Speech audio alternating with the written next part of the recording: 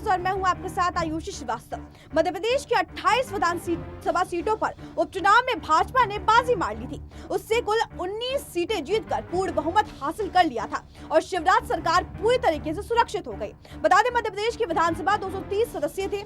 मार्च महीने में ज्योतिरादित्य सिंधिया के समर्थन में कांग्रेस के 6 मंत्री समेत 22 विधायक कांग्रेस छोड़कर अपनी विधायकी से इस्तीफा देकर भाजपा में शामिल हो गए थे, जिसके चलते राज्य में तत्कालीन कांग्रेस सरकार अल्पमत में आकर गिर गई थी और भाजपा ने सरकार बना ली थी। इसके बाद जुलाई महीने में 3 मौके पर 3 और विधायक कांग्रेस छोड़कर भाग गए। बता दें, इसी तरह विधानसभा की 25 सीटें दल बदल के कारण खुल गई थी, जबकि 3 सीटें विधायकों के निधन के बाद खाली हुई थी। इसमें जौरा व्यवहार में कांग्रेस विधायकों का निधन हुआ था, जबकि आगरा मालवा में भाजपा विधायक का निधन हुआ था। इसी तरह के एक समय सदन में 115 विधायकों वाली कांग्रेस की सदस्य संख्या गिरकर 88 रह गई थी, जबकि भाजपा का आंकड़ा 107 था। वहीं पिछले दिनों उपचुनावों से ठीक पहले दमोह विधायक राहुल सिंह लोधी ने भी कांग्रेस छोड़कर भाजपा का दामन थाम लिया। इस तरह सीट पर भविष्य में उपचुनाव होने हैं। इस तरह सदन में 87 कांग्रेस विधायक बचे थे। 28 सीटों से नतीजे आने के बाद सदन में सदस्य 229 हो गए थे, जबकि एक सीट खाली हो गई। सरकार बनाने के लिए बहुमत की जरूरी 115 का आंकड़ा हासिल करने के लिए कांग्रेस को उपचुनावों की सभी 28 सीटों पर जीत जरूरी थी,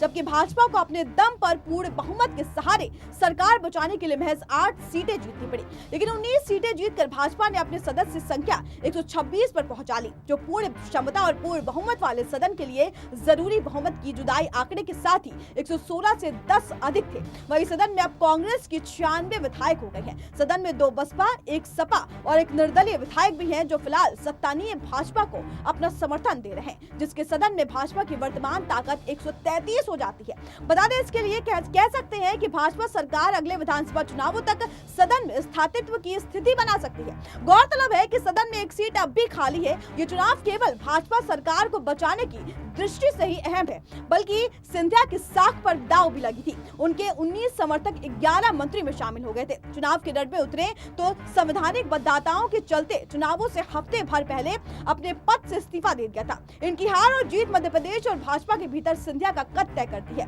काफी हद तक सिंधिया अपने प्रासंगिक साबित करने वाले सफल रहे हैं। उनके 11 में से 9 मंत्री हैं, वही कुल 19 में से 13 मंत्री जीत दर्ज कर सफल हो गए हैं। हालांकि 2 मंत्रियों समेत सिंधिया के 6 समर्थक हार गए, लेकिन उनके लिए राहत की बात यह है कि भाजपा कोटे में चुनावी रण में उतरे 9 उम्मीदवार में 3 हार गए, जिनमें 1 मंत्री शामिल थे। यानी कि उपचुनावों में सिंधिया गुट और भाजपा गुट दोनों की जीत प्रतिशत करीब 66% रही। इसी तरह सिंधिया समर्थक सदस्य सदन में जरूरी कम करें, लेकिन फिर भी भाजपा पार्टी के अंदर सिंधिया का कद इसलिए कम नहीं हुआ पाया क्योंकि उनके कोटे में बराबर सदस्य थे। लेकिन सिंधिया के लिए झटका जरूर हो सकता है कि उनके प्रभाव क्षेत्र वाले ग्वालियर, चंबल की अचल की 16 सीटों पर भाजपा 60 सीटों पर हार गई, जिसमें 6 सिंधिया समर्थकों की सीटें भी मिल गई है। कुल मिलाकर कांग्रेस छोड़कर भाजपा में आए मंत्री पद पाने के लिए 14 में से 11 मंत्री जीत और दर्ज किए हैं और हारने वाले मंत्रियों में सिंधिया की खासम खास इमरती देवी भी शामिल थी, जो अपने विवादित टिप्पणी और कमलनाथ द्वारा उन पर की गई आपत्तिजनक टिप्पणी के चलते उपचुनावों के केंद्र बिंदु बन चुकी थी। इसके अलावा अदल सिंह कसाना और गिरिराज धनतोड़िया भी हार गए। इस तरह देखा जाए तो नतीजे सिंधिया के लिए तो राहत देने वाले हैं ही।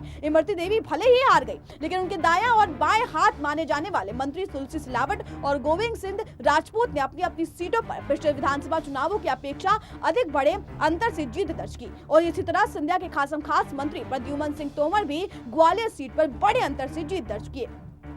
वही राजवर्धन सिंह दंतेड़िया और ओपी शर्मा जैसे भी सिंधिया के सबसे करीबी समर्थकों में शुमार होते हैं और मंत्री भी हैं। सभी ने पिछले विधानसभा चुनावों की अपेक्षा अधिक बड़े अंतर से भी जीत दर्ज की है। भाजपा ने नजरिए तो देखे हैं, 3 मंत्रियों की हार से भाजपा को नुकसान से अधिक राहत हुई है। अनुभव होगा इसका, क्योंकि 3 मंत्री पद खाली कर चुके हैं, जिन पर वो अपने रूठे भूले भाजपाई नेताओं को बैठा सकते हैं, जो मंत्री बनने की योग्यता रखते हैं। लेकिन कांग्रेस छोड़कर आए नेताओं के चलते मंत्री पद पाने के लिए वंचित रह गई है। साथ ही सदन में सिंधिया समर्थकों की संख्या कम होने के कहीं न कहीं सिंधिया गुट का कुछ बड़ा दबाव भी दिख रहा है। उपचुनाव के नतीजों के आधार पर सिंधिया और भाजपा के लिए ऐसा कहना ठीक रहेगा कि ना इसमें कोई नुकसान हो रहा है और ना ही फायदा। अगर बात करें 22 विधायक या 22 कांग्रेस विधायक की, जिन्होंने कांग्रेस की कमलनाथ सरकार गिराने की नींव रखी थी, तो उनमें 19 सिंधिया समर्थकों के अलावा 3 ऐसे भी थे जो मंत्री पद के लोभ में छोड़कर कांग्रेस छोड़कर आए थे और बाद में मंत्री पद बनाए गए। उन 3 में से 2 जीत पाए जबकि 1 हार गए। इस तरह कांग्रेस सरकार के तख्ता पलट की नींव रखने वाले 22 में से कुल 15 विधायक जीत दर्ज करने के लिए सफल रहे। बता दें जुलाई महीने में जो 3 विधायक कांग्रेस छोड़कर भाजपा में आए थे वो 3 जीत गए हैं। इसी तरह भाजपा की रणनीति सफल रही। जहां उसे डर था यदि सिंधिया समर्थक हार गए तो वो बेहद अन्य कांग्रेस के विधायकों को तोड़कर बहुमत के आंकड़े तक पहुंच जाएगी। इस तरह मामले में भाजपा का स्ट्राइक रेट 100% रहा। वही विधायकों के निधन से खाली हुई 3 सीटों में 2 कांग्रेस 1 भाजपा ने जीत दर्ज की। खास बात ये रही कि 2 सीटें कांग्रेस विधायकों के निधन से खाली हुई थी जबकि 1 सीट भाजपा के निधन से यहां रोचक बना रही थी। भाजपा के विधायक मोहन लाल उटारवा के निधन से खाली हुई आगरा मालवा सीट जीतने में सफल रही जबकि भाजपा ने कांग्रेस विधायक बनावली लाल शर्मा के निधन से खाली हुई ब्यौरा सीट जीत ली।